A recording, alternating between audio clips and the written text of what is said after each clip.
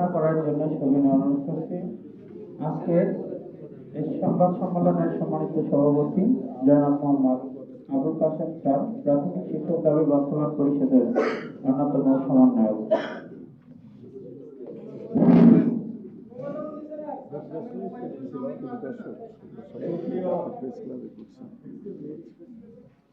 উপস্থিতি, প্রিয় শিক্ষকবৃন্দ, প্রাথমিক শিক্ষক দাবি বাস্তবায়ন পরিষদ কর্তৃক আয়োজিত আজকে আমাদের 8ই নভেম্বর এই বাস্তবায়ন পরিষদের ঘোষিত কর্মসূচিতে শাহবাগে কলম সমর্পণ প্রোগ্রামে অংশগ্রহণ করতে গিয়ে শহীদ হয়েছেন, মৃত্যুবরণ করেছেন আমাদের প্রিয় বোন ফাতেমা আক্তার এবং প্রায় 2 শতাধিক শিক্ষক পুলিশের হামলায়, অতর্কিত হামলায় আহত হয়েছেন। তারই পরিপ্রেক্ষিতে এবং আমাদের 3,87,000 শিক্ষকের প্রাণের দাবি, 3 দফা দাবি বাস্তবায়নে আমাদের আজকে এই সংবাদ সম্মেলন।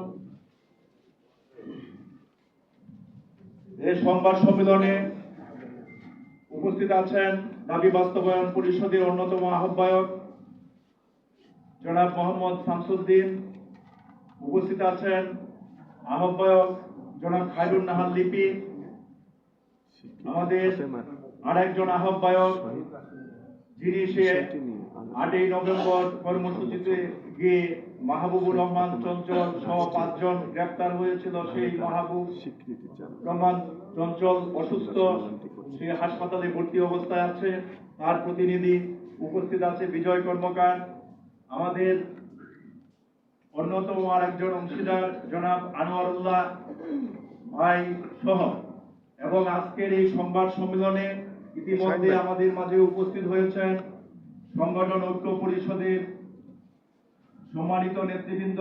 তার মাঝে আমাদের জনাব মোহাম্মদ আনিসুর রহমান, জনাব শাহিনুর আক্তার আপা, জনাব শাহিনুর আলমিন, জনাব রবিউল আলম রবিউল, এবং আমাদের ওনাদের সেই সংগঠন ঐক্য পরিষদের টিএম জাকির হোসেন এবং আমাদের ইউনুস শেখ সহ যারা উপস্থিত হয়েছেন আজকে এই সংবাদ সম্মেলনে, তাদের সকলকে দাবি বাস্তবায়ন পরিষদের পক্ষ থেকে আন্তরিকভাবে ধন্যবাদ এবং কৃতজ্ঞতা জানাচ্ছি। পাশাপাশি আমরা সেই 8ই নভেম্বর